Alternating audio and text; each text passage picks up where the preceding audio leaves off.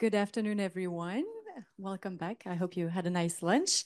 I'm Dr. Mathilde Velliet. I'm a research fellow here in the Geopolitics of Technology Center at Ifri, and I'm delighted to welcome you back for the second panel of this conference.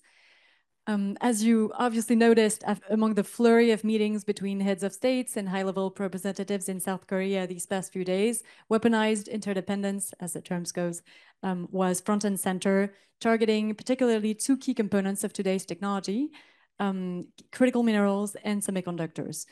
Examples abound. I'm thinking, of course, of Chinese extraterritorial controls on rare earth, which was central in the Trump-Xi meeting.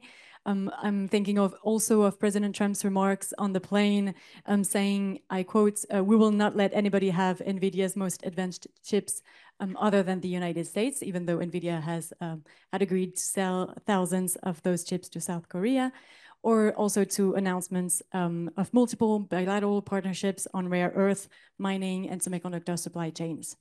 So we mentioned some of these issues this morning, from Taiwanese strategy on semiconductors and also beyond the sector, to the Japanese critical mineral partnerships, etc. But I think it's really important to take a bit more time to focus on these issues, and this is what we're going to do today.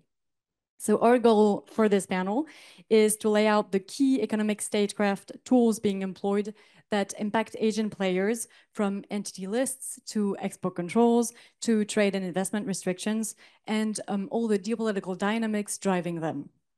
And to do that, we'll focus more specifically on two critical areas that I've mentioned: critical raw materials and semiconductor supply chains, to analyze state of play, trends, stake, and countermeasures that have been adopted in Asia, as well as try to focus, as has been done this morning, on how can partnerships with Europe be strengthened, be developed, etc.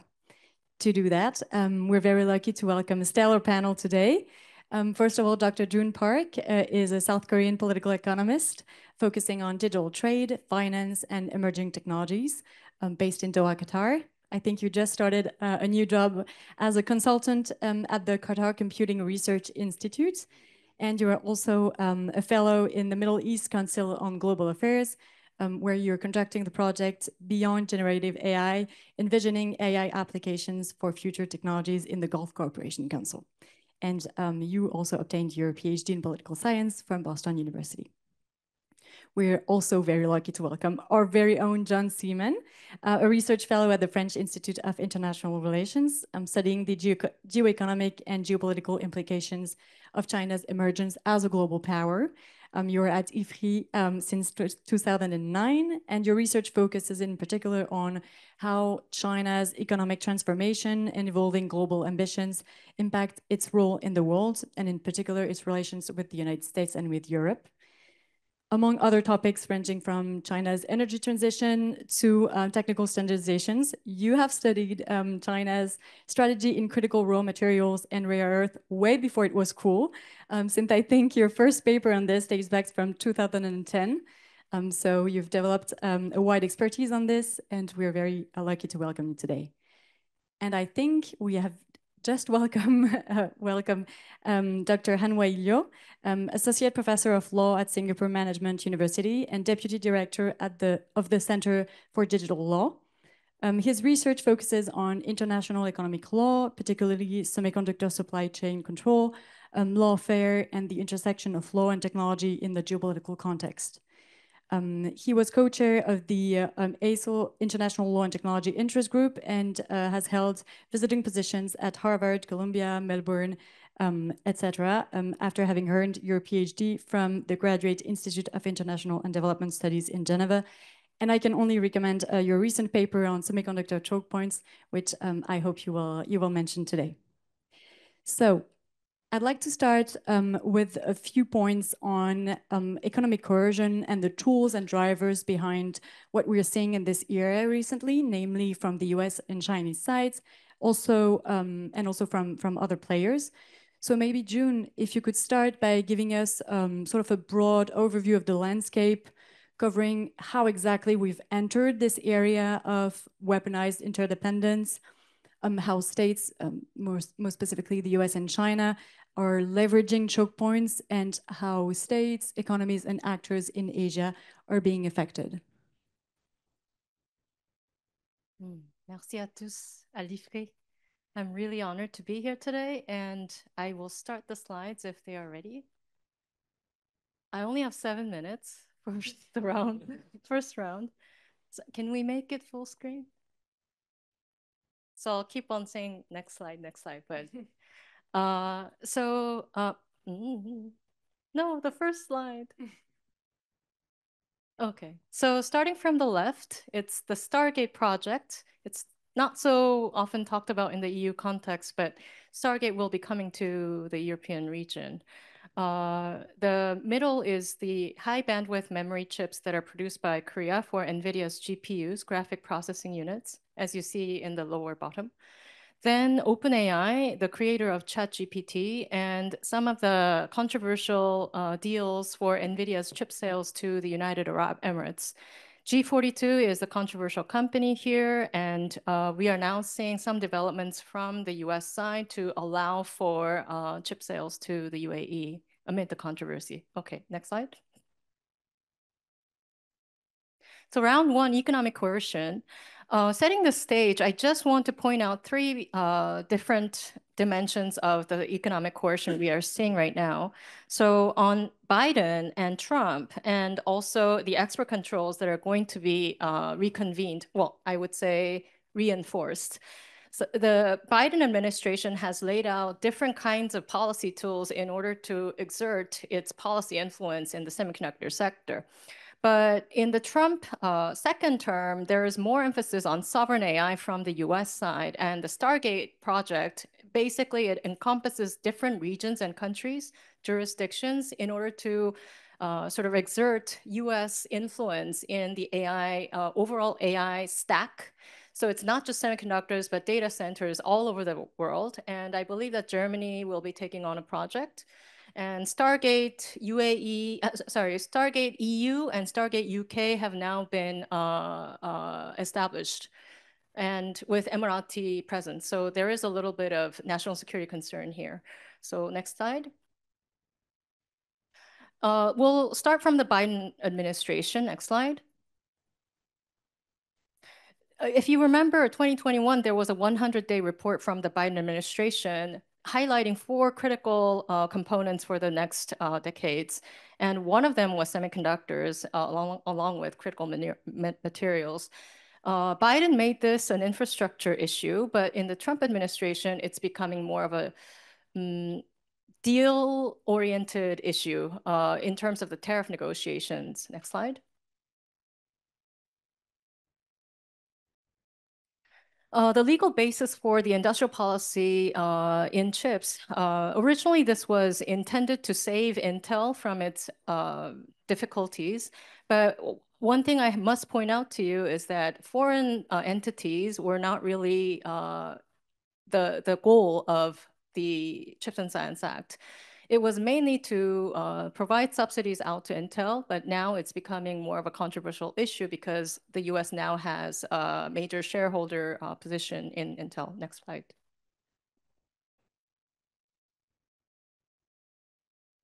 So these four major companies, except for Microchip, they were supposed to be given these subsidies, but they were not. Up until now, Intel has been given about, so 9% of the shareholding is now by the US government, but all the rest, except for TSMC for $1 billion US dollars, they have not seen the money. Next slide.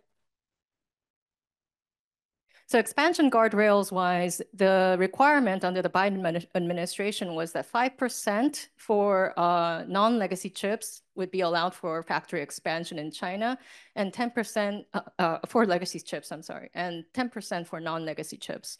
But this is not really an issue anymore because the verified end user program by the US Commerce is no longer allowing for South Korea or Taiwan to keep on extending their licenses. Next slide. One of the critical issues in the Chips and Science Act was the components for delivery to the US Pentagon. So for military purposes, their orders would have to be prioritized. And upside sharing, if you received more than 150 million US dollars for the subsidies, you would have to cough up whatever beyond your projection of revenue you earned. And that was quite a controversy within Korea. I don't know about Taiwan, but it sure was in Korea. Next slide. Han-wei. I think I think Han-wei hijacked the presentation because you talked too much about semiconductors, maybe. I have 3 minutes left, Han-wei. But if we can come back to. So Samsung has foundry establishment in the US since 1990s, and it's called Austin Samsung Semiconductor. Right now, what they're working on is the Taylor Samsung plant, and it's been under some scrutiny in the past few years, and there's been some reduction of the original plan because there was no clear delivery indication of how the subsidies would be delivered. Next slide. I think we can skip this slide because it's redundant from, yeah. Okay, next slide. SK Hynix also has an advanced packaging facility in Indiana that has been planned, and they were poised to receive the subsidies, but they haven't seen the money. Next slide. This is how the export controls have been ongoing, and we can elaborate it a little bit more in round 2. But the key issue is that from the Biden administration to the current, so the second Trump administration, export controls have been expanding to different players in the supply chain of semiconductors, including ASML, which basically produces EUV machines here in Europe.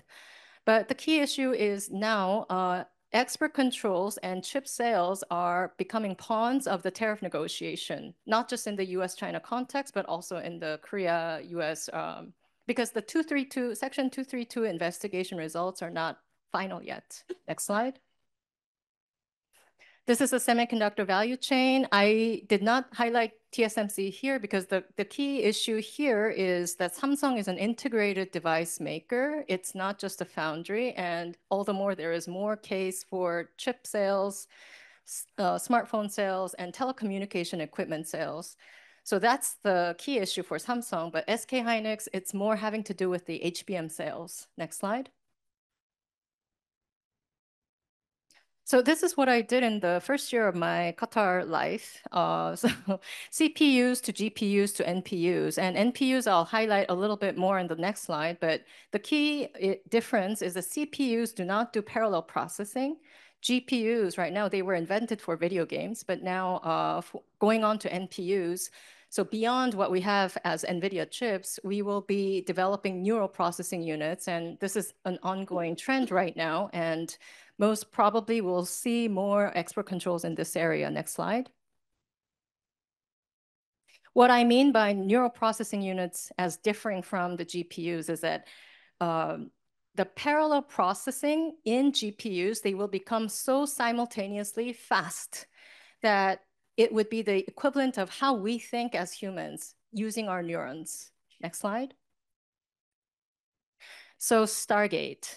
Everything that happened in the Biden administration has in some ways existed, but also been turned over by the Trump AI action plan, and Stargate becoming the epitome of AI data center building. AI action plan allows for chips to be sold to either countries that it didn't really think about, allow for in the Biden administration. Next slide. So this, accelerate AI innovation, build American infrastructure, lead in international AI diplomacy and security. So in a sense, what the US is now arguing for is the dominance in AI infrastructure and chip dominance. Next slide.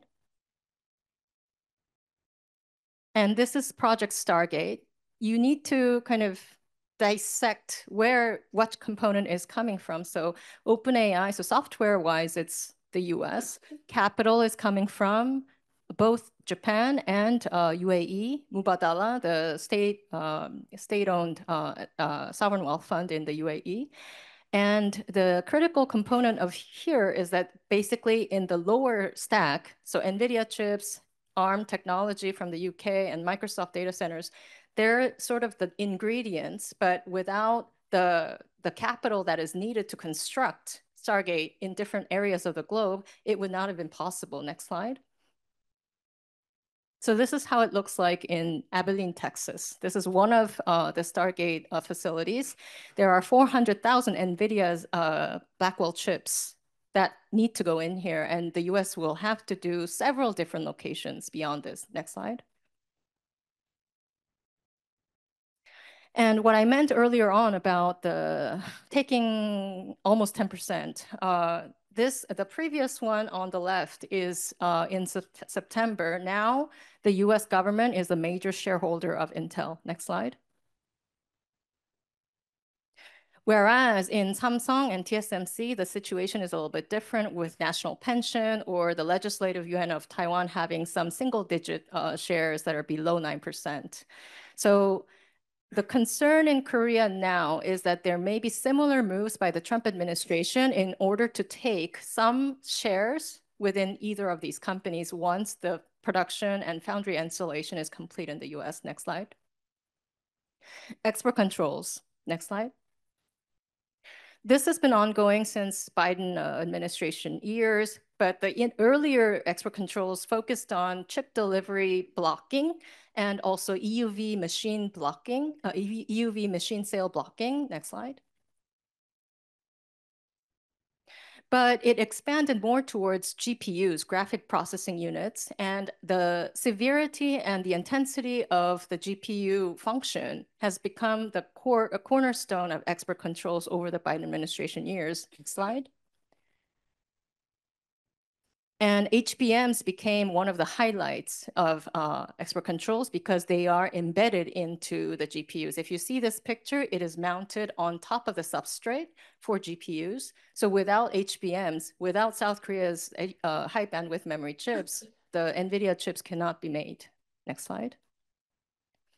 And the recent delivery in the policy scene is that NVIDIA still hasn't figured out how to pay the US government that is required by the Trump administration on the H20 sales to China. The H20 chips were clearly used as a pawn in the US-China trade negotiations. Next slide. And what we see here, when Biden was on his way out, he was trying to establish the AI diffusion rule, but this has been rescinded by the Trump administration. Next slide. And also, as I mentioned earlier, the VUE program, which allowed for one-year extensions for Samsung, the Xi'an plant, the SK Hynix Ushi plant, and the acquired Intel plant for SK, they are now all off the VUE program. Next slide. HBMs, next slide. We saw this picture earlier before, so we will skip it. Next slide.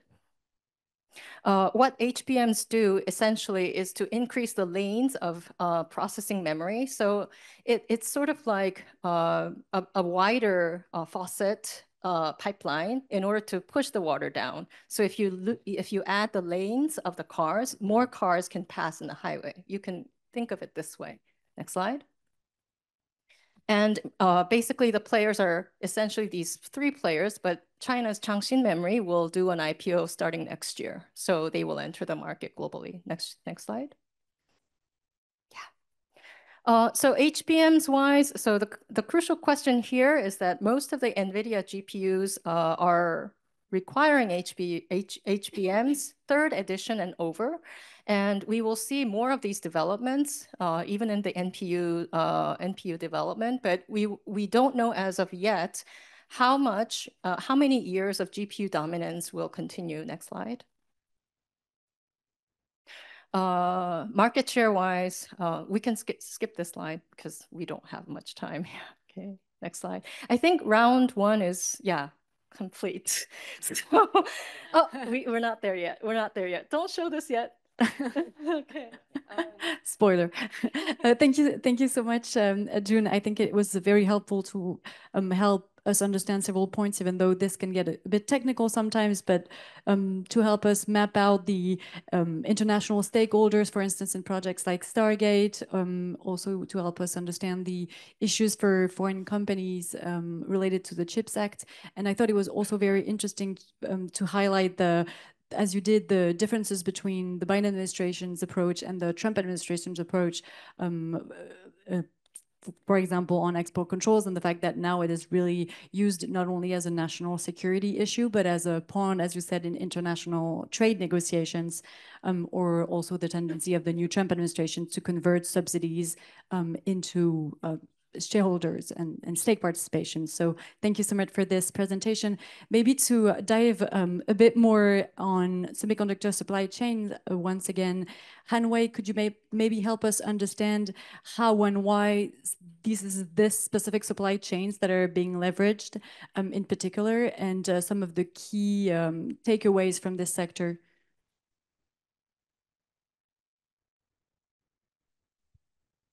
Sorry, We excuse can me. see your Can you screen. see the slides? Yes, yes. Okay. If you can Just a maybe, yeah, that's perfect.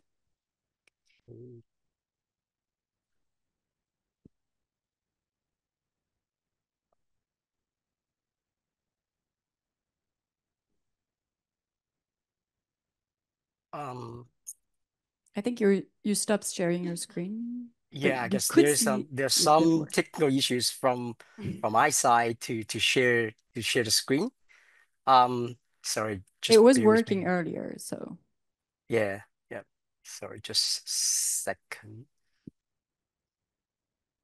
don't tempt me into passing the time by talking about export controls.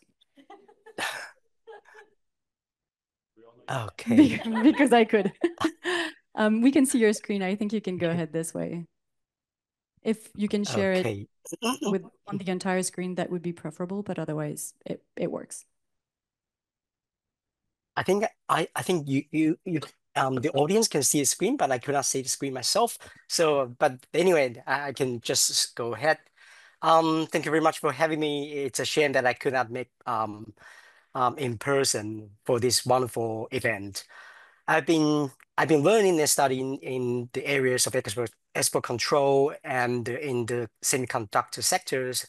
And one of the questions that I have bear in mind is that we all know that the U.S. export control under ECRA 2018 and ERA regime is super powerful and sweeping, but the question remains, however, to what extent and how far the U.S. law can go, right? So if you think about the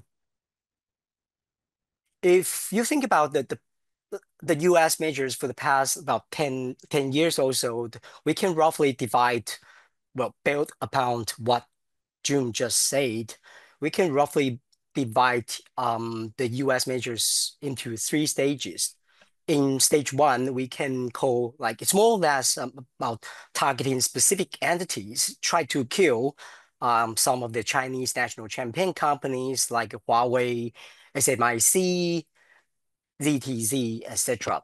And the policy is pretty much consistent and through the foreign product direct product rules, FDPRs, and the service rules, etc.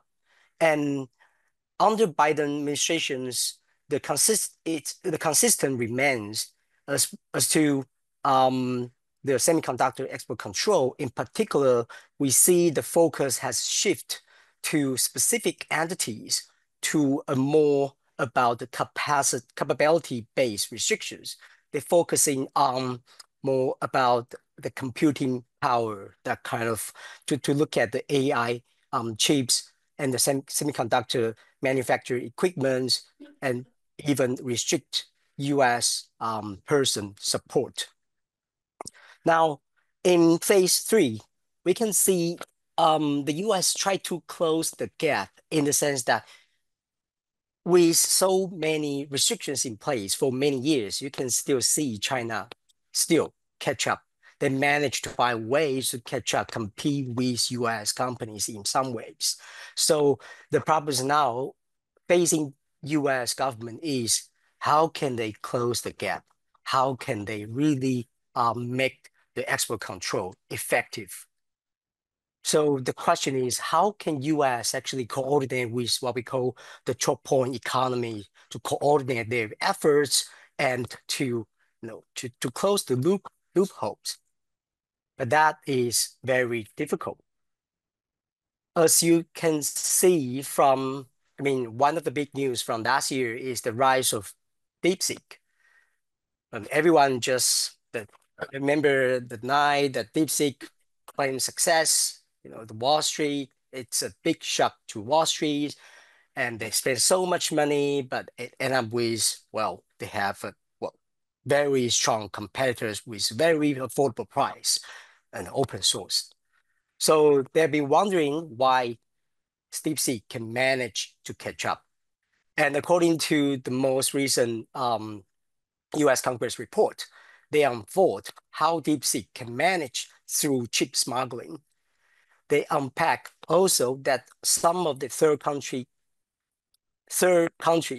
the Chinese companies, they manage through certain hubs to smuggle and, I mean, illegal or otherwise, to help Chinese companies to access those restricted NVIDIA GPUs.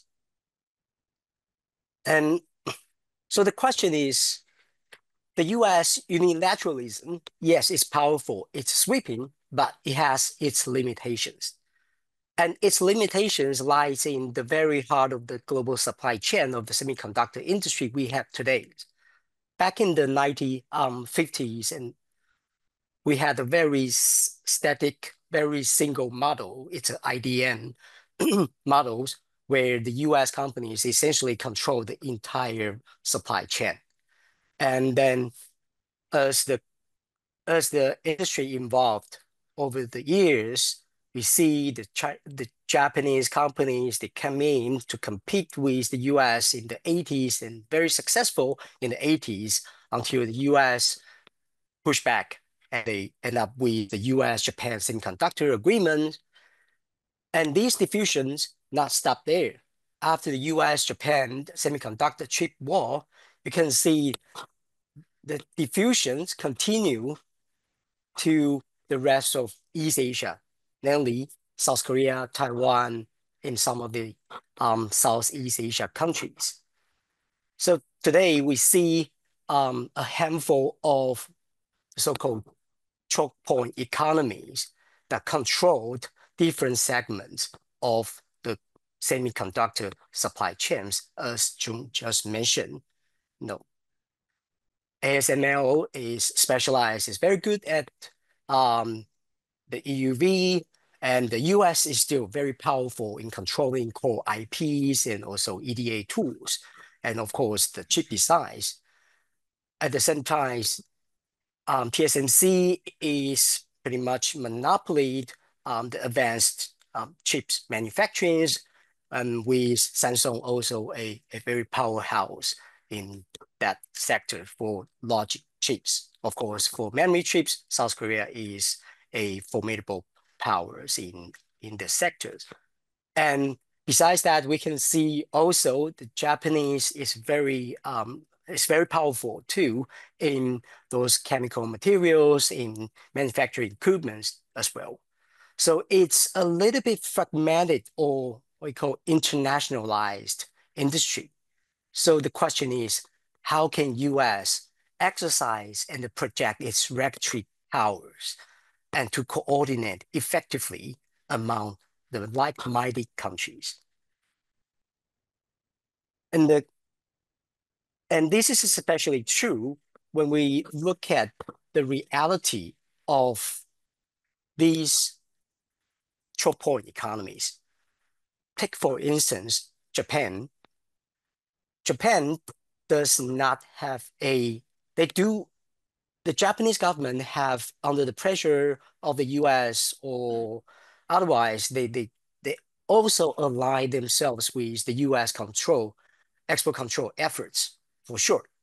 But even with so many efforts put in place, the Japanese approach still is not anyway look like the US style. For example, Japan take a very country-neutral approach without specifying any specific countries as restricted areas. And I can elaborate more on that when it comes to entity list later on. Likely, in European Unions, especially for the Dutch government is still try to maintain its neutrality. It's good in the sense that they don't have to engage so much about national securities because that's more the US side to engage national security issues. But for Japanese governments or Europeans, it's more about international consensus. It's about how to prevent the diffusion of WMD, that kind of to avoid the dual use technologies to be used for military or strategic purposes. So the narrative is a little bit different. But besides the narrative itself, what really matters here is the economic interest, because these Japanese, Taiwanese, or Korean companies, their interests are not always aligned with the US government because they do have interest in the Chinese markets. The more restrictions they have, the more likely that they will reduce their revenues in the Chinese market, which in turn will hurt their R&D activities down the path. So in the long run, it's not necessarily a good way to impose the very restrictive measures. So that's why we need, at least for the US, they need to have some sort of carrot or sticks approach to compensate and to give more incentives for these choke point economies, these like-minded countries to cooperate with the US. And from the Chinese perspective, if you look at how China try to circumvent and manage to catch up, you can see they have lots of different ways, such as they can decide out, they try to replace the US and get rid of the US technology, so minimize the portion of US technology as much as they can. At the same time, they also try to design around by using, say, some, what I say, spare tires or stockpiling techniques, or to use the older versions of technologies like PVUs. Even though it's less optimal, it's not so efficient, they still manage to catch up, or at least to not to be left behind too much. And so in doing so, they also put a lot of efforts to support their indigenous innovation to help their semiconductor industry to catch up. This is what we've seen for the past few months, that you see Huawei and also Chinese government, they try to slow down NVIDIA in some ways to promote domestic chips to be used in their data center, in their AI development. I think I can just stop here for now and can have a round two. Yes, thank you very much. absolutely, and we'll definitely come back to all of these issues later. It's very interesting. Thank you so much for precising so many points on, most of all, maybe the US strategy and its shift from an approach based on banning specific entities to, more generally speaking, trying to restrict the Chinese computing power capabilities, among other things, by trying to apply leverage on what you called choke point economies, which I thought was very interesting. And I definitely agree with you on the fact that they have combined in the past a carrot and stick approach, as you said, to try to encourage them to also stop selling some of the most advanced chips or equipment to China. And thank you also for creating a perfect transition with what John will mention on the Chinese strategy, more specifically trying to minimize, as you mentioned, their reliance on US technologies, and trying to build up its own indigenous innovation and indigenous strength. So John, to follow up on this China side of the debate on the Chinese strategy, could you walk us through China's strength, more specifically in the critical mineral value chain? How did China achieve such a dominant position? When and why did China start to make it a priority? And more recently, we have seen Beijing's use of critical mineral export controls. So could you maybe also touch on how they have developed this tool and towards what end? Great, thank you, Mathilde. Indeed, critical minerals is now sort of the talk of the town, at least for the last few weeks, but really for the last few years, in particular, since everything that we've been talking about here in terms of the U.S. efforts to not just pressure China, but in some ways freeze China's technological development in the AI space in place. We can talk if you want to. I mean, I'm sure Mathilde, you could actually talk a lot more about this than I am, about what the U.S. ambitions are, what the U.S. goals are in the pressure it's putting on China and the reasons why it wants to deny China access to certain technologies. But clearly from the Chinese side, this is a threat to China's own development. China has very clear goals to lead the industries of the future, AI being a catalyst, if not an industry in and of itself, for those industries of the future. And so what you're seeing in China's reaction is China using its own leverage. This was an idea that we talked a bit about in the first panel in terms of, Professor Weck, you talked about Japan's approach to being indispensable.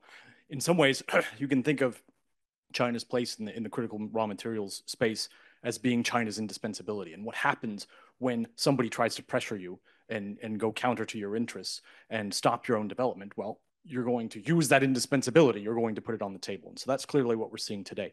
So just to give you a sense of what critical raw materials are, basically, we've been talking about AI, which you might think is something virtual, but in some ways we're rediscovering the material basis of the world that we live in and what we're actually talking about. So if you can't grow it, you have to mine it. So if you want to build GPUs, you want to build semiconductors, you actually need raw materials. And through science and innovation, we have discovered the power of very specialty raw materials, things like gallium or germanium or silicon, to do semiconducting, to do magnetics, to do luminosity. And these critical raw materials, whether or not they're rare earth elements or germanium or gallium or in the battery space, lithium, nickel, cobalt, they're increasingly indispensable to the functioning of our modern economies. China, in its approach to its industrial policy, took a resource security approach. We can have a debate about whether or not China's original goal was to try to corner the market and gain some level of indispensability to use this geopolitical tool. I would argue that came later, when China actually found itself in a position of dominance. But from the get-go, from decades ago, really from the 1960s and 70s, China was in a position where it looked out at the world and it said, we are vulnerable. We rely on the rest of the world for resources. We rely on the rest of the world for all sorts of things.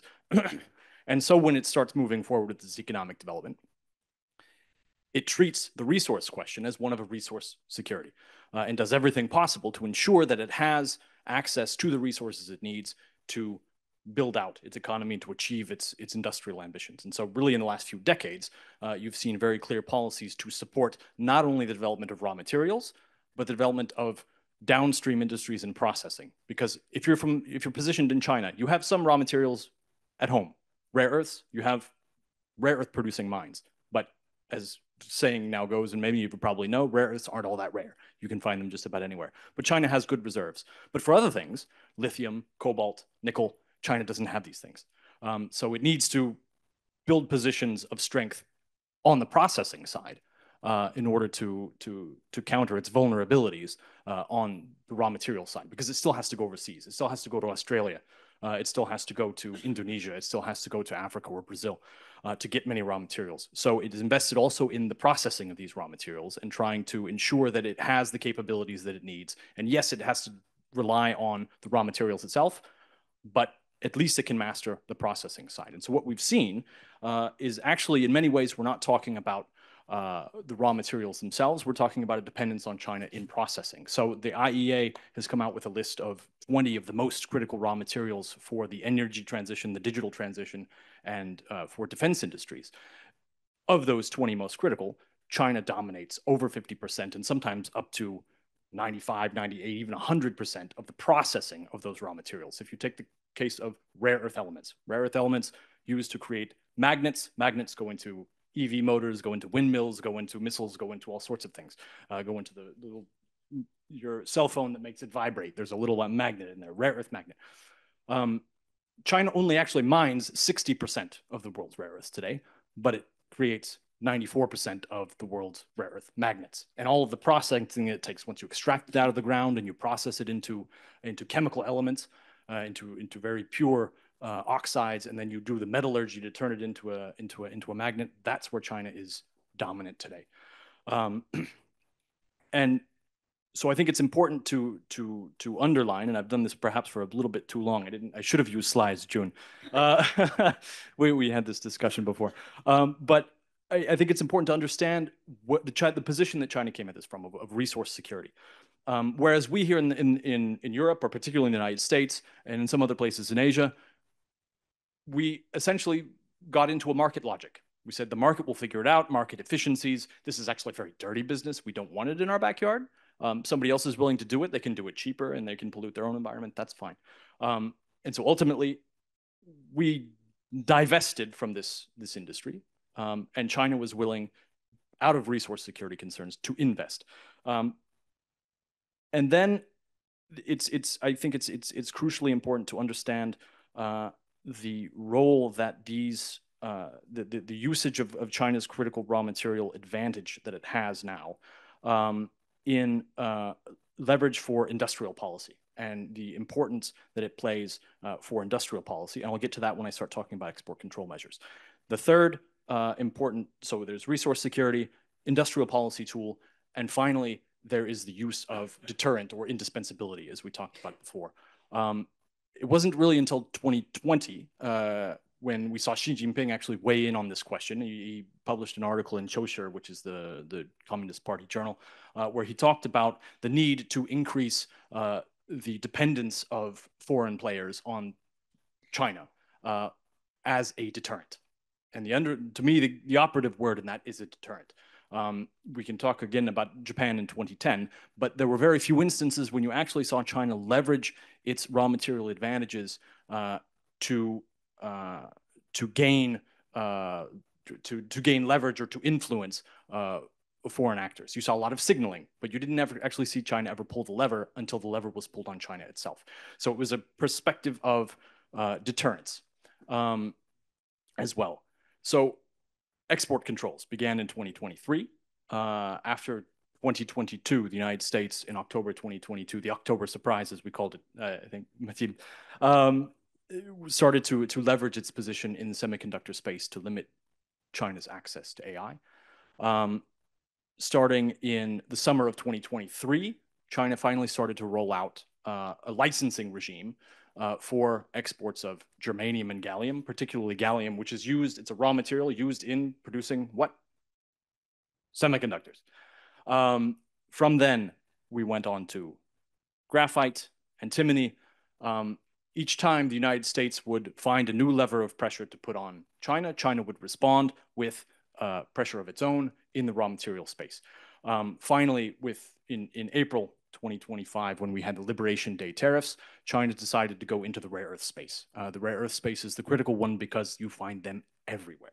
There is not a thing that you can do today that uses any sort of technology that you won't find a rare earth use for, or rare earth as a need for. And so it was this moment when China essentially said, it began leveraging, pulling the big guns in some ways on the United States. Then we had sort of this period of truce in the bilateral relationship. I think I need to speed up a little bit. You pick up your microphone. The pressure applies to everyone, even pressure applies to everyone, even people from even if I'm sitting in my own living room. Let me just make one quick point about what we saw just a few weeks ago, because it's critically important, because it in many ways expresses how China is mirroring in many ways the US export control regime. So we saw China put in place, it put in place rare earth export controls back in April, but then it started to put in place from October extraterritorial measures on top of that. So not only to say if you need a license to export raw materials or magnets from China, but then once you have those in your hand, if you're here in France and you want to export those materials from France to Germany, you also need a Chinese license. So that's where China really sort of crossed a line. We've seen a truce now with Trump. We'll see how far that goes. There's still debate out about just what China gave, because there's something the White House has said they've got a general license from China that rolls all the way back to pre-April 2025. That's not necessarily the case. But two very important points of China's export control regime that are crucial, I think. One is the choke point effect. The choke point effect is essentially to be able to, one, reduce access to supply, but two, you can also tweak and open the spigot, basically, and re-put raw materials back onto the market, raw materials or magnets, and you can then flood the market. And historically, that's been one of the main reasons why we have not been able to diversify away from China, is because there's no market case. China has oversupply or is overproducing and is able to outcompete anybody who wants to produce in this space. So there's no market space, there's no market case to diversify. So the choke point effect goes both ways. You can deny access, or you can flood the market and give no incentive for any business-minded person to go into it. The second effect is what we call the panopticon effect, what Farrell and Newman call the panopticon effect, and I think it applies as well in this space. In order to obtain a license from China, you have to provide a very detailed map of the supply chain. You have to include the end user from your own use. So the Chinese firm applies for a license, gets a license to a foreign supplier. It needs to demonstrate the entire supply chain, where the end use is. But it also needs to include product designs, things with valuable IP. This gives China a very detailed map, if China uses it correctly. Maybe they wouldn't be in position to do so, but this gives China a very detailed map of the supply chain, which ultimately gives them not only a choke point effect to use as diplomatic leverage, but a huge advantage when it wants to give advantages to its own firms that compete in a market, when it can see perfectly who depends on who and who's producing what with what technology. And so to me, the export control regime itself, even if you're able to get raw materials or products and China says, yes, you can, but you still have to apply for a license. The fact that you have to apply for the license and the information that you have to give is in and of itself problematic. Thank you so much, John. It was fascinating, and I think it's important to have the nuanced presentation that you made, and to understand both historically the dichotomy between the research security approach from China and the market logic approach that the US or the EU have had. I also find very helpful the 3 points that you made on the fact that this rare earth dominance and critical material dominance offers 3 leverage points for China was based on 3 pillars: research, security, industrial policy, and to use it as a deterrent. As you mentioned, we have seen that it mirrors the US policy, and that is able to produce the 2 effects that you mentioned, the choke point effect and the panopticon effect. Seems a bit like specific, but it's actually a concept developed by some authors that's really helpful to understand the consequences of the Chinese controls that you mentioned. And I think it's important to understand the specific controls, the specific effect of the controls.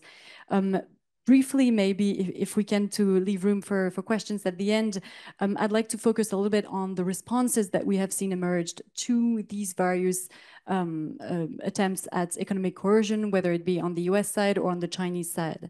So June, could you maybe tell us a bit more about how countries in Asia have been adjusting and adapting to these efforts at economic coercion? And present us a little bit in the continuity of what we've seen this morning as the emergence of the strategic autonomy concept applied also to the economic realm in Asia, on more specifically the economic coercion side of things. What could you tell us about this? Oh, can we go to the round 2 slides, please?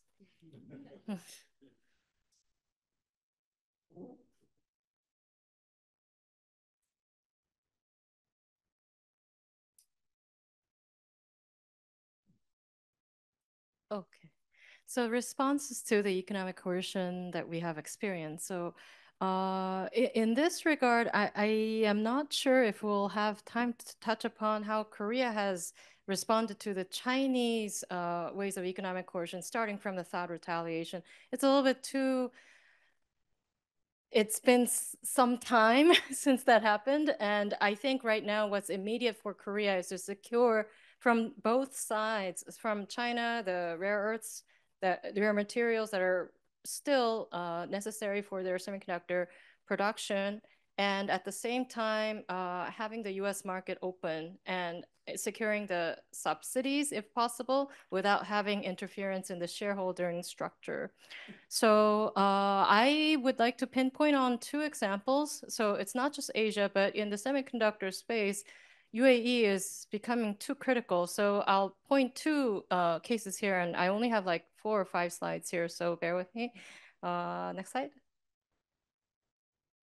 Okay, so this is the most important slide in my presentation. Economic security is not necessarily national security. What do I mean by this? The rescinding of the AI diffusion rule, not everybody was happy with Biden's presentation of it. Of course, dividing countries, the whole world into tier 1, 2, 3, that was not very nice. But what the reality shows us in the aftermath of all of the trade negotiations, tariff negotiations, and with the 1 year, I'm not sure if it would hold, but if 1 year, this agreement between the US and China persists to fulfill the 1 year, the truth of the mechanism of export controls and the tariff negotiation, the price you have to pay to keep your tariffs low. The first thing is that UAE received, Microsoft obtained license to export NVIDIA chips last night. So if the UAE wants them, I mean, they are willing to pay 1.4 trillion as investment. So if you can pay for it, you can have it, okay? Even if you don't make it. So UAE, not as a manufacturer or part of the supply chain as anything else, right? They're just providing capital for Stargate. South Korea, on the other hand, is promised 260,000 GPUs. This is Jensen Huang speaking. It's not Trump, just Jensen Huang. After a 350 billion package investment, of which 200 has to be in cash. This is APEC, right? But reinforced export controls. This comes after this agreement. So, but if you make it, you may not have it, okay? Even if you pay for it. So this is the anomaly we have right now in terms of the acquisition of GPUs. And this difficult situation will propel us to push more towards other technologies. So can we get out of the NVIDIA, dominance? That's the question we are facing now. Next slide.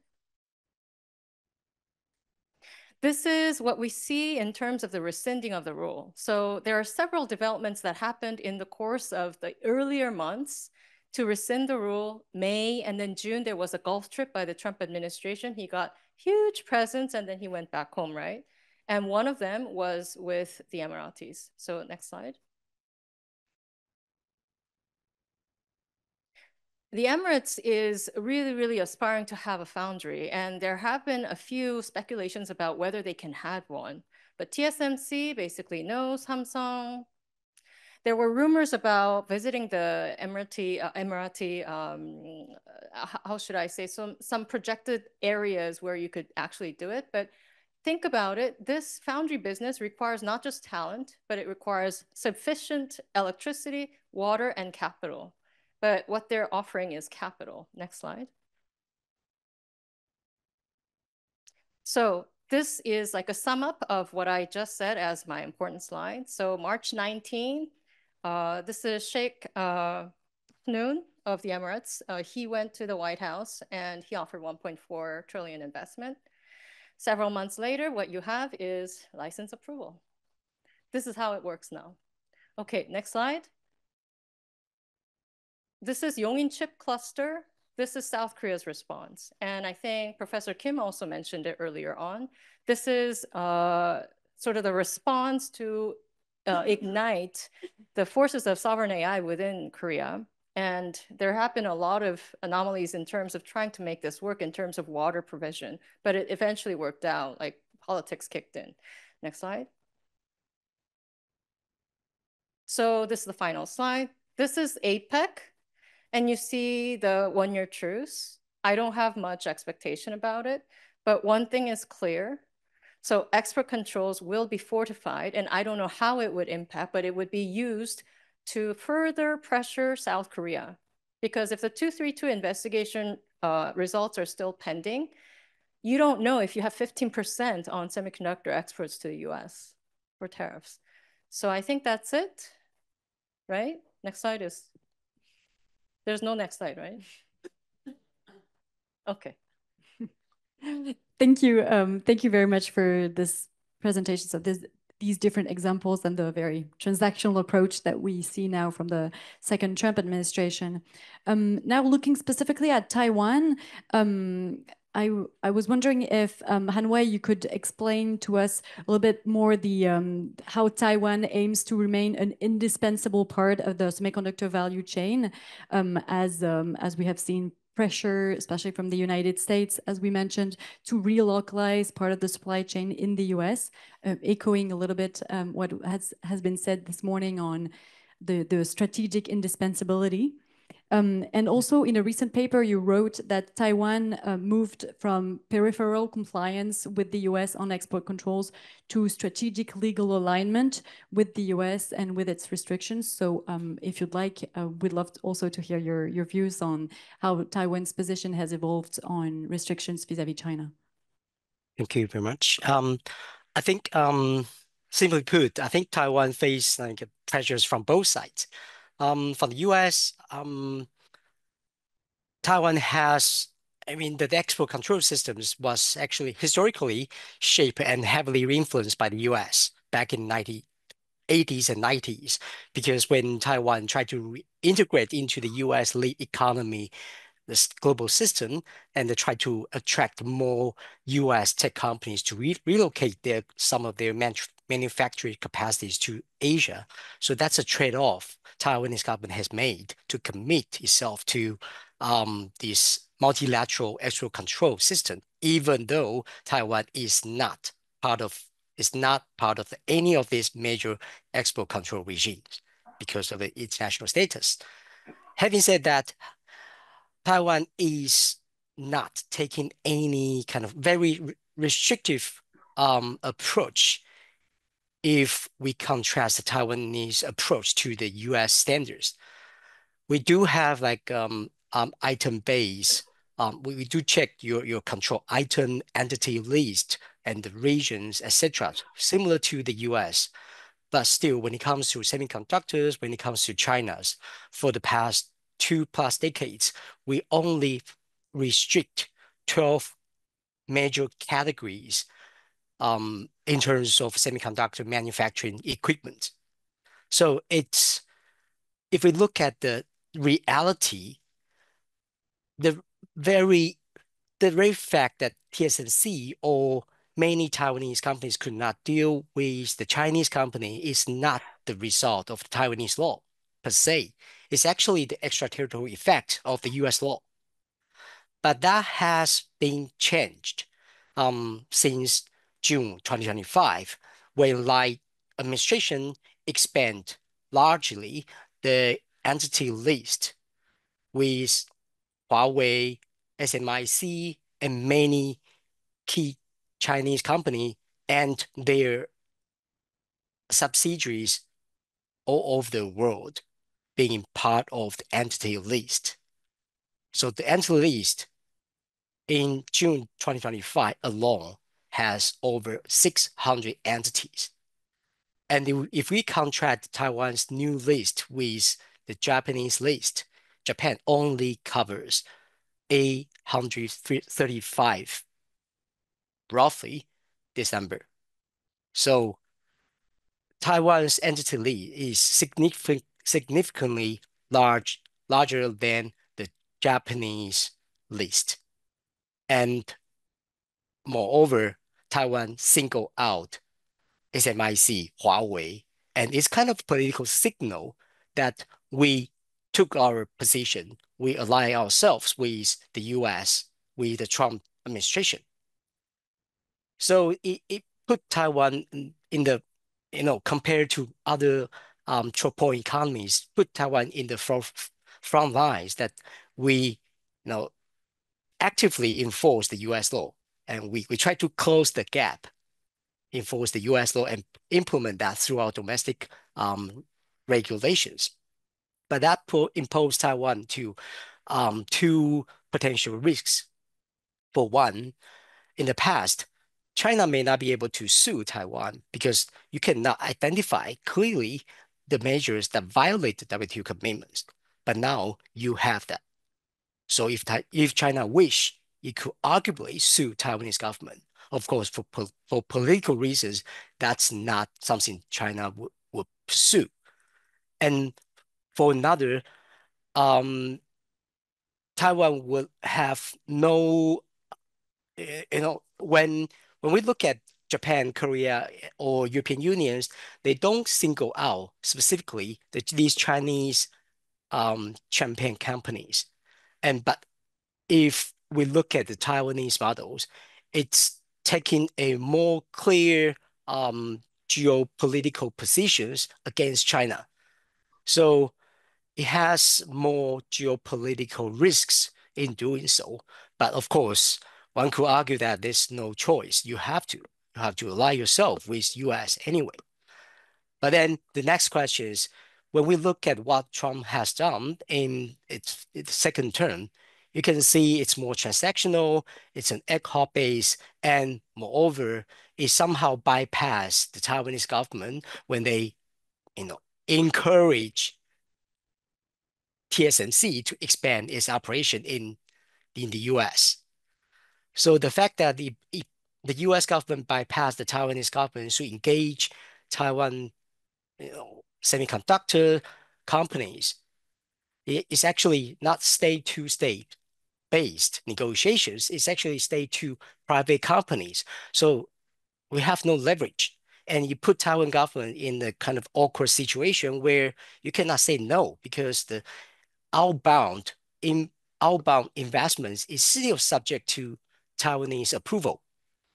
But how can you reject it when they have a press conference, both Trump and CC Wei say, yes, we have to expand, right?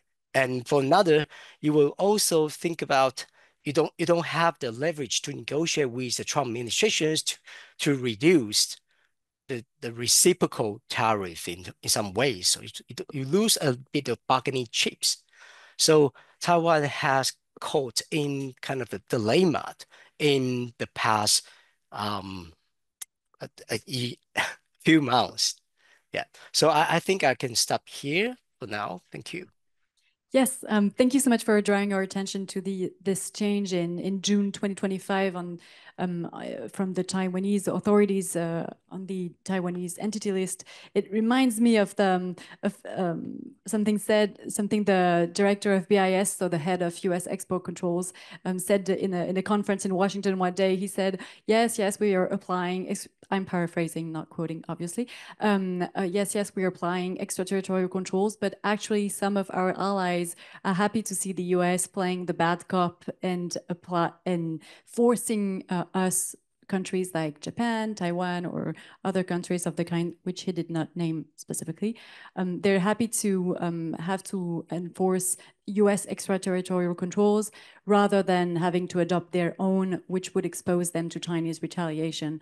And I feel that what we're seeing, or at least the indicator that you mentioned with the change in June 2025 in the Taiwanese entity list is maybe, as you said, a change of position towards a clear geopolitical position on this aspect, and the fact that they're maybe more willing to actually enforce their own controls. Maybe to circle back one last time to critical minerals, John, could you explain to us a little bit what the efforts have been these past months to diversify the critical mineral value chain and the obstacles that remain in the way in reaction to the Chinese strategy that you described? Sure, thanks. Before I get to that, this little discussion kind of made me think of something interesting. Is Pierre Vimont mentioned this morning the case of Nexperia, and as we sit here in Europe, we think about also our sources of indispensability and how we can use those. And oftentimes we find ourselves that our indispensability is actually used as leverage by somebody else, particularly the United States. But as you say, it's very interesting that or China in the Nexperia case. Well, yes, it goes both ways. Which, I mean, with ASML, it's more, U.S. is using ASML as leverage. With Nexperia, it's interesting though, because the Dutch government had for a long time been noticing what Nexperia was doing and having a problem with it out of principle. The Wing Tech invested in Nexperia in 2020, and the Dutch government let it pass. Didn't have an adequate screening mechanism, didn't have the mechanisms in place to actually resist this sort of thing. And then you had Nexperia, the Wing Tech, which was now, had acquired Nexperia, was acting to enact technology transfers, job transfers, move production overseas back to China, and that was raising a real problem for the Dutch government. In stepped the United States with a new export control entity list, an entity list update with a 50% rule, this sort of thing, and that was a trigger for the Dutch government to say, okay, now we're going to hide in some ways behind a U.S. measure. And so it's actually very uncomfortable now for the Dutch government. I would argue that the United States, in its deal with China, has walked back on that entity list rule. And so now the Dutch government can't hide behind the United States anymore and has to face up to the fact that it has its own problems. So this is an interesting parallel to issues that we're also dealing with here in Europe. But to come back to your real question, sorry, I like to diverge. About critical raw materials. Anytime there's one country that uses a source of leverage over another, particularly in something so strategic as a critical raw material or strategic raw material, the reaction is always going to be to try to diversify. You see it in the case of China with export controls for semiconductors, semiconductor equipment to China. China is obviously now trying to build up its own indigenous industry. So we're seeing the same effect on our side. We see China leveraging its position in critical raw materials. So 3 points to make here. One, we have now woken up to the urgency of the problem, and this is very clear. And I think we were conscious of the issue and the problem before. It's not that we did nothing up until 2023. Dr. Kim, you'd mentioned that Korea has its critical raw material strategy from 2023. Europe also has one from 2023. But yet before that, we were doing things. We were still moving. But it was really now that we get the sense of urgency that China is actually leveraging this choke point. And it is also then at this point that we realize that our market approach was wrong. And now we have the political will and the political capital to actually do something about it. We understood that the market can't compete with China and that the state has to intervene, but there was no political will. And now you have political will because you can see it clear as day, the implications of what it actually means when a critical choke point is being leveraged against you. And so you're seeing governments step in with state financing. You're seeing a much more strategic thinking in terms of how the state needs to invest into critical raw material extraction, but also into processing. And so you're seeing strategic investments. You've seen it in the United States. You've seen the Department of War. Don't like to call it that. Department of Defense. I'll stick to the old head. In investing significant sums, hundreds of millions of dollars into rare earth magnet production, taking direct stakes into companies. You're also seeing movements here in Europe. Some countries around the world, particularly in Asia, have woken up earlier than others. Japan is sort of the gold standard in many ways, and one that we try to replicate through what we call the JOGMEC, used to be called the Japan Oil, Gas, and Metals Corporation, but now with the sign of the times, it is the Japan Organization for Metals and Energy Security. The change of name, I think, is rather significant in that sense. But here in Europe, we are now trying to mimic tools that the Japanese government, bureaucratic tools that essentially allowed the government to stockpile critical raw materials that allowed the Japanese government to step in and accompany partner countries, do resource diplomacy and do prospecting and try to help partner countries develop raw materials, resources, this sort of thing, but also step in with very much needed capital. So when I talked about that China has only mines 60% of the world's rare earths and produces 90+% of the world's magnets. The mining side, a big mining producer is Australia. That's thanks to Japan and Japanese investments. The reason why China doesn't produce 100% of the world's magnets is also because of Japan and Japanese investments, because Japan produces pretty much all the rest. And so already for 15 years or so, the Japanese have taken a very proactive approach in that. We are now learning, entering into strategic partnerships with the Japanese, but also with others. Particularly an investment here in France earlier this year, whereas which essentially by next year we will have a more or less complete supply chain for the production of rare earth magnets, with everything except for the mine itself. But we've recently gone into a cooperation agreement with Japan and with JOGMEC as well to invest in a mine in Brazil. So there's very clear cooperation between France and Japan on that issue, which is interesting to respond again to this pressure that we feel ourselves under from China. So there's a wakening up of the sense of urgency and a change of philosophy in many ways about how we go about reorganizing the supply chain that is significant. The problem is, second point, is a timeline issue. Between short-term and long-term. These aren't supply chains that you can reinvent overnight. You can't just open up a mine from one day to the next. You can't just learn how to process rare earths, which are extremely difficult to separate one from another from their ore bodies, and then to learn how to do all the very complex metallurgy.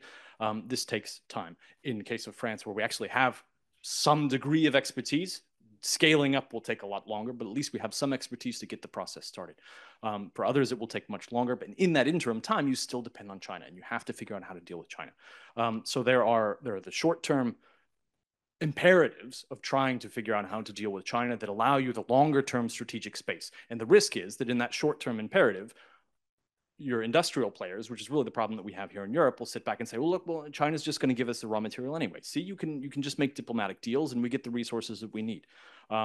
That won't allow you the space, and that's really been the problem for a very long time, don't allow you the space to take the longer term strategic decisions that you need to make.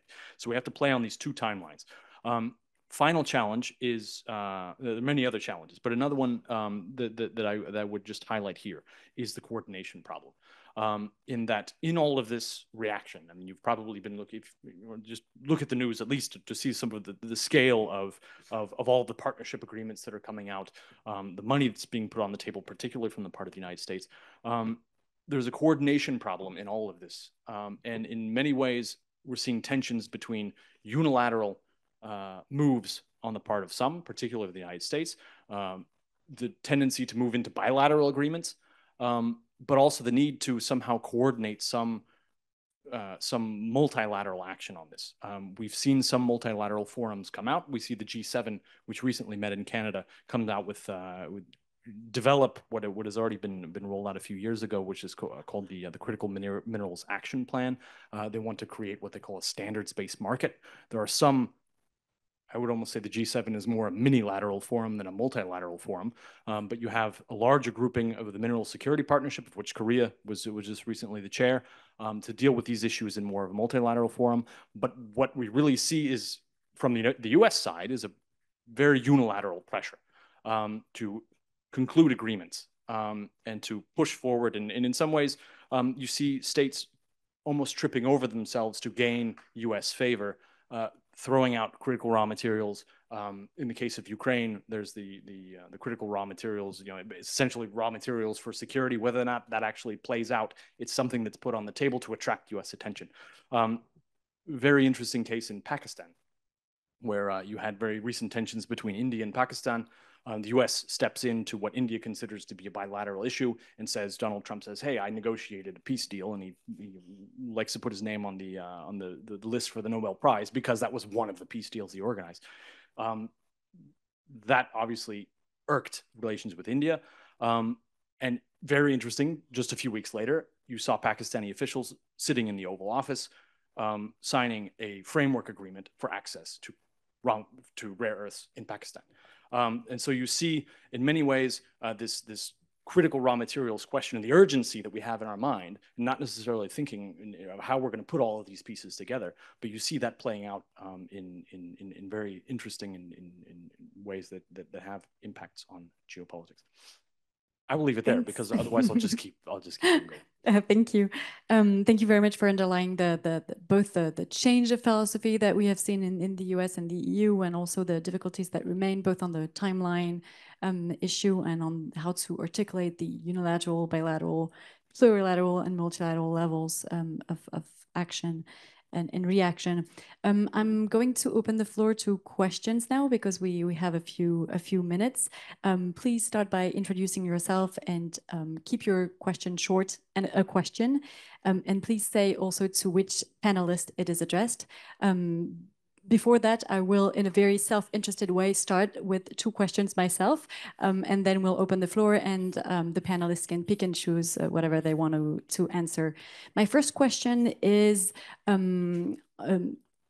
in the context of the growing economic coercion these past few years, we have seen that many companies have adopted a China for China strategy, trying to localize supply chains and operations in China to try to ring-fence their Chinese business operations from broader geopolitical risks.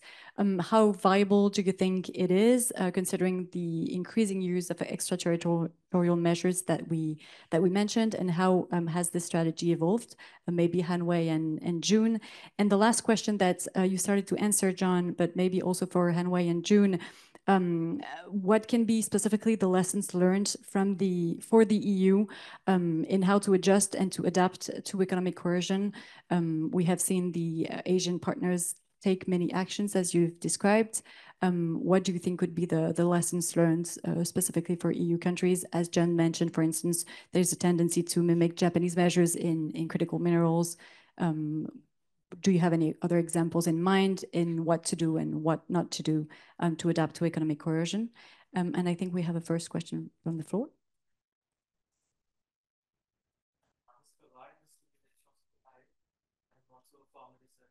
House Bombay. So in one of your papers, Mr. John Seaman, you talked about Chinese dependencies on imports of certain critical resources, especially of 5G, solar PV systems, etc.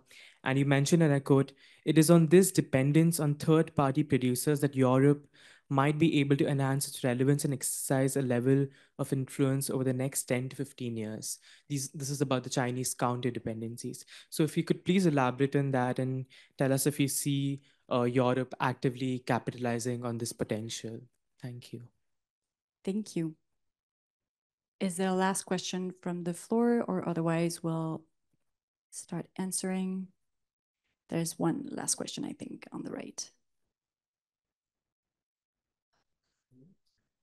Hello, yeah. I'm Itrik. I'm an ex-intern at Ifri as well. So my question, my question is about partnership with third countries for the Europe, for instance, in the mining industry, because take the example of Indonesia. They often require the mining companies to set up they got these local container regulations to set up like processing facilities, such as the fabrication of batteries, something like that. And how does the EU, because they don't necessarily have the expertise, how do they like compete with China, who got the expertise to do the mining and processing facility? How the partnership works with third countries? Yeah. Thank you. Han-wei, would you like to start maybe in 1 to 2 minutes? maybe just one quick. I think for China, yes, we of course see like a 2 ecosystem is emerging, but bear in mind that I think China is actually pushing and developing their own homegrown technologies. And at some points, we can see what happened now in the EV markets is pretty much dominated by the Chinese companies, and there's no need for, foreign brands to compete or to put in the Chinese market. There's no China for China So there's a risk, and you can see, for example, the legacy chip segments, China is already a big power there. So that's the concern. Even the legacy chip segments can be a choke point in some ways. Yep, that's for me. Thank you. Thank you. June, would you like to jump in? Just two things to each of your questions for Mathilde. The China for China strategy may work for a time until China has fortified its own ecosystem for all digitization efforts. And I already fear, in accordance with what Han-wei is saying, in the mobility AI sector, it's already showing basically some segmentation in the world where Chinese technology is mainly the norm, and then other areas, you have US mainly. This, to me, it seems like it's a double-edged sword to have both technologies at the same time, because you're constantly under scrutiny by both. But it would be for sort of the middle playing countries, they would want to have this kind of leverage to be balancing all the time. But what I want to say is that China for China strategy will be like on a ticking, time bomb kind of a thing. And then the second thing about what can be done about lessons learned, I think in the Korean case, there's this company called Korea Zinc. They will produce gallium for Lockheed Martin. It's like an exclusive agreement. Many of these exclusive agreements may surface if and when companies think there's an opportunity in terms of a niche market, or if there is so much political push that you have to do something for your partner country. And I think in this case for Korea and the US, it's been both ways. So Korea wanted an opportunity there, but at the same time, you are putting yourself at risk because you don't have any other client. Thank you. And John, maybe on the two questions on critical minerals.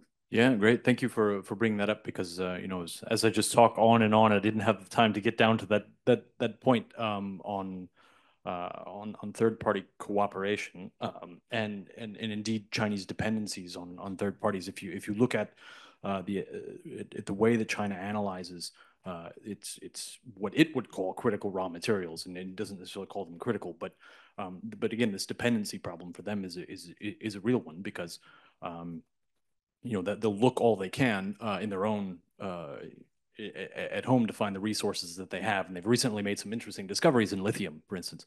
But nevertheless, they still have to go overseas, and in that opens up a potential avenue for cooperation for Europe, because there is a complementarity between what ultimately our goals are here in Europe, which are, simply put, just to diversify away from our dependence on China, and the goals of many other countries that are resource producing countries to say what we want to do is capitalize on our resources to mobilize development, to generate economic development and new economic opportunities. So in that sense, there is a good complementarity we can have. The question again, as you mentioned, Isirk, is do we necessarily have the technology on offer? One thing that I think is interesting, particularly with China's export controls, one that I didn't mention, at the same time as these latest October controls, not only were they in rare earths, but also in battery technologies. So everything on lithium iron phosphate batteries, where that's a battery technology where China is dominant. They put in place export controls on the entire value chain and the technology to go about it, to create anodes and cathodes and these sort of things. So if you're sitting in Indonesia and you look at China and say, are they actually going to be willing to share technology and export technology? That becomes a source of leverage in some ways. And so it would be wonderful actually if we had some Indonesian voices on the panel today to talk about what an Indonesian point of view of strategic autonomy is, and whether or not they see a dependence on China, because China's been the only one actually. Well, the Koreans and the Japanese actually have invested as well. But from a European perspective, we just haven't been willing to put the money on the table to actually do it. We are now, again, having a change of mindset. And we now realize that actually the state has to step in, because private companies aren't necessarily going to do it on their own without the insurance of the state behind them. And so in this sort of convergence of interest, between what we ultimately want is just a diversification of the supply chain and the needs and desires of countries to essentially say we want to leverage our raw material position to increase our wealth and our development. I think we can work together. We have some levels of expertise here in Europe, limited necessarily, but in some ways we can think about levels of cooperation just in terms of scaling up knowledge, both here in Europe and in partner countries, education, cooperation, this sort of thing, to train engineers and metallurgists and geologists and this sort of thing, to build out knowledge. And in some ways, the more countries you have that know how to do this kind of stuff, the more resilient the system becomes. So in the paper that I'd mentioned, in some ways, this is a way for Europe or other countries, but in this case, it was Europe in particular, to sort of step in and add some meat to the conversation with many of our partners in the so-called global South that are expecting something from Europe. And we're just not able to deliver. And maybe this is an area where we can actually, our interests converge. Thanks, John. The bad news is that we're out of time, but the good news is that it's the coffee break and that you will be able to ask your questions if you still have any to our panelists during the coffee break that will last about 15 minutes before the last panel on Asia and the future of the global trade order. Before that, I would just like to ask you to thank very much our three panelists.